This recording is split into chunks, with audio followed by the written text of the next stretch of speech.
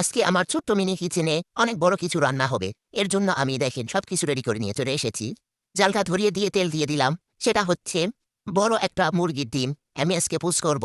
তার আগে আমি ডিমটা ভেঙে নেই। ভেঙে তারপরে আমি কয়রাতে দিয়ে দিব। আমি যেভাবে ডিম পোস্ট করতেছি এইভাবে আপনারাও করবেন। ডিমটা খেতে অনেক ভালো লাগবে। ডিম দেওয়ার পরে আমি এখন লবণ, হলুদ, ঝাল দিয়ে দিব। এই সবগুলো দিয়ে ডিম ভাজলে ডিমটা খেতে অনেক মজা লাগে। আর যাদের মুখের রুচি নেই তারা এইভাবে ডিম ভেজে খাবেন, অনেক ভালো লাগবে।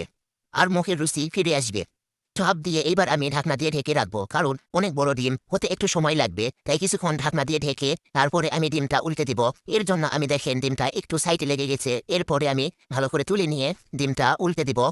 উল্টিয়ে পাল্টিয়ে ভাজলে ডিমটা ভালো করে সিদ্ধ হবে। এই জন্য আমি এবার উল্টে দিলাম। উল্টে কিছুক্ষণ ভেজে তুলে নেব। ডিমটা ভাজি হোক এর মাঝে আপনাদেরকে বলে নেই, আমার ভিডিও যদি ভালো লাগে অবশ্যই আপনারা লাইক কমেন্ট শেয়ার করে দিবেন। ডিমটা হয়ে এসেছে, এবার আমি প্লেটে তুলে নিলাম। দেখতে কিন্তু অনেক লোভনীয় হয়েছে।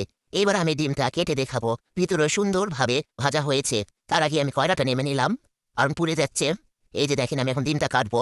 কাটার পরে দেখেন ভিতরে অনেক সুন্দরভাবে হয়েছে ডিমটা। আর এইভাবে ডিম ভাজি আসলে অনেক মজা। দেখেন কত সুন্দরভাবে হয়েছে।